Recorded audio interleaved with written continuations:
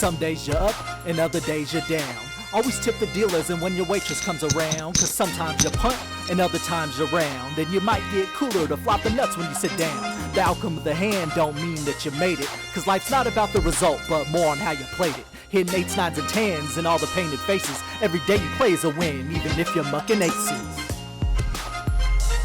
Hey y'all, welcome back to the Mucking Aces Poker Channel. This is episode 4. It's your boy KP, and we are gonna do something a little bit different today. We're gonna head over to a friend's house and we are going to play a home game. So this home game is gonna be a tournament style, and we will see if we can take the whole lump sum because it is winner take all. Gonna have a barbecue. It's gonna be lots of fun. Hope you guys stick around. Shoot a like if you do enjoy the video. Tell somebody about the video. Throw a thumbs up, of course, and hit that subscribe button. Definitely leave a comment down below. Let me know what you think of this type of style. A lot of people said that they might not know how to play and are looking for a little bit more information on doing that. A home game is a great way to get that started just among friends. So we'll look to run it up. Wish us luck.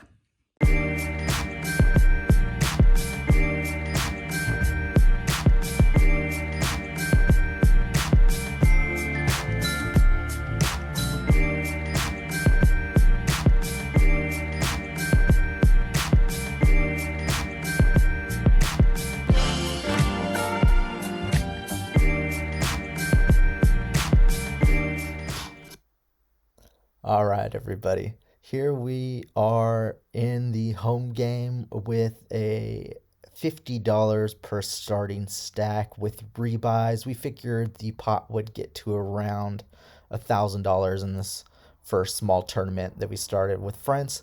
Here in the very first hand of note, we pick up Ace Queen suited. Having the Ace Queen of clubs on the button and playing in this home game, we decide to bump it up here. When we bump it up, we are after the middle position player who goes all in for their last 100 chips or so. They had just lost a big heads up and decided here to go all in. I bump it up to $250 to see if I can get the blinds to fold. If I can get their hands to fold so we can go heads up with the all-in player, that would be great. But unfortunately here, the small blind actually goes ahead and makes the call. We have a little fun banter going on, so it's definitely gonna have some loose calls here, I'm thinking, with a lot of the players wanting to try and knock people out. With that being said, the pot comes to 1,340 chips, and we go to see a flop. The flop is going to come out here, and that flop is going to be the 2 of diamonds, the 3 of hearts, and the 5 of clubs. I'm not putting anyone on a straight draw here, so I decide to make a continuation bet going with my line. I bump it up here to 1740 in the pot, and we are looking to see if we can get the small blind to put some more money into the pot here with our Ace Queen of clubs. We're not really gonna go away here with just the flop coming out, all lower cards to our overcards that are suited. With the 1 club, we're thinking that maybe we can bink that or hopefully hit an ace here, which does come on the turn, the beautiful ace of spades, and we are thinking that we're in the lead here. Possibly the small blind has a smaller pocket pair, or possibly maybe they had hit a pair on the flop. But we're thinking that we are ahead here, and with that we go to the river, which is a marvelous queen of hearts. So we decide that we're going to make a larger bet, really just almost pot-sized bet. And with that being said, the pot is now at about 4,000 chips. So we end up showing it down, and we end up scooping this one, which is a great way to start off this tournament here. On the button with the ace queen of clubs, we flip over our two pair, and of course we are good. The all-in player from before doesn't show his hand, says that he missed a draw, and we'll definitely look to keep running it up in this tournament. And to add some insult to injury, we'll just look at that one from another angle here. I know that that was a big blow to the all-in middle position player, who will have to do another rebuy if he wants to get back in the game here. All right, a few hands later, we pick up pocket deuces in middle position. In this hand, we are going to see if we can hit a set. If we flop a set, then we will stick around, but if not, we are going to just have to fold this one. We knock over our camera here, and then we go to a flop, which is going to come out 8 of clubs, ace of hearts, 9 of diamonds. Unfortunately, with all of these cards being overcards to our hand and the pot's getting fairly bloated, we are going to make that fold here, and you see that hero fold, Mucking Aces animation come out, and we are going to just stick around, see if we can see what happens with the pot now being 16,000 chips, and that is going to be a 7 coming on the turn, and then we see the 6 of clubs come out there on the river as 2 of the players get it all in, another big one. And a few orbits later, we look down at ace jack of spades in middle position. We look to get it all in with the under the gun player, who has about $80 left, and we don't want to fold out the player to our left as we're looking to get more money in the pot here with a very good holding. With the ace jack of spades, we are going to go to a flop after the player to my left makes the call, and we look down at a flop of ace 9-4. We now have top pair and a very good kicker, and we do not want to let this one go without putting some more money in there. So we make a bet of about $1,000 here, 1,000 chips, I should say, which I think the player to my left is very eager to get more money in here. I think that he may have a smaller pocket pair or something like a 4.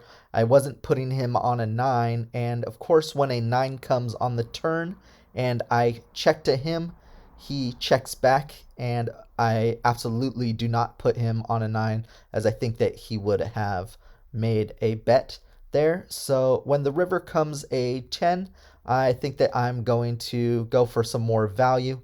I'm going to put in a bet of about 1,000, and we'll listen in here to see some of the banter. Flip them. You got ace jack. Jack, Jack. What the hell? Trash, bro. What are we doing here? Can I buy in for another 1,000? So we show down our hand, and of course we are good. That was a nice fun one, and it looks like everyone's wanting to buy in for much, much more. So I'll definitely be content with that, and hopefully we'll keep running pretty well here. on this fun tournament day. And a little while later, I pick up ace 10 of spades in the small blind after the middle position goes ahead and makes the call. I elect to bump it up to 200 in the small blind, and the big blind actually makes the call along with that middle position player. With this premium hand, we're looking to see what we can hit on the flop, and fortunately for us, it comes out with a fairly good board for our hand being 2, 3, 5. So hopefully we can hit that wheel draw with the 4 coming on the turn. I elect to bump it up a little bit more with about 690 in the pot. And we are going to see that turn after both players end up making the call. That turn is going to come a 10 of diamonds, which is great for us. We now have the top pair that is on the board, and I do not put anyone else on a higher pocket pair than this. And we are going to see that river and showdown. After the river comes that 5 of spades with about 2,700, almost 2,800 in the pot there. And we are going to take this one down fairly easily, as everyone else was just out there with a straight draw. With one of the last major hands of note, I pick up pocket nines in the cutoff. In late position, I'm going to bump it up here and 3-bet, see what we can get to fold out and who is going to come along with us. With $80 in the pot, that under the gun player ends up coming along with us here to see that flop. He does check the flop when it comes 3, 7, 8. So I think I may be good with my middling pair. He does make the call, and we are going to a turn with about 1,100 chips in the pot. That turn is going to come a 10. When he does elect to lead out, as this 10 comes on the turn, I am putting him exactly on that. And I am thinking that I am beat here, gonna be behind. He could possibly even have pocket tens, which I'm thinking that, of course, I'm way behind there. But it being a fun game, I elect to come along when he also bets out on the turn, which is a 5 of diamonds. We flip him, and of course, he is good there with a set of tens. So, good one on that one, Luck. All right, and with the winning hand in the tournament, I look down at ace 8 offsuit, and I elect to come along with the big blind heads up and flop a full house, which is great. So that run out is absolutely no help, and we take this tournament down. Had a great time, so I appreciate y'all coming along. All right, everybody, that's a wrap for episode 4 of the Mucking Aces poker vlog. Definitely had a fun time. It was pretty cool to get everyone together and have a tournament style there. A few buy-ins were had for everyone, rebuys and whatnot. So got into the game for about $50 and definitely got out for much more. Everyone was looking to rebuy there. So we'll have to count it up and have another one. Definitely played off and on for about 5 hours there. I think about 3 hours of actual gameplay, but we stopped to have some food and some drinks and some good conversations. So it's a great way to get people together, your friends, and have people who may have never played before kind of learn and not have to go to the casino to where they might lose a whole lot more money, and just have more of a relaxed type of setting there. So let me know if you enjoyed that. Definitely drop a like on the video. drop a comment below. Let me know what you think, and hit that subscribe button if you haven't yet. Look forward to the next one. Hopefully we will run it up at the casino. I think things are starting to open up over here a little bit more, and we'll definitely look to see you in the future. Thanks so much. Peace.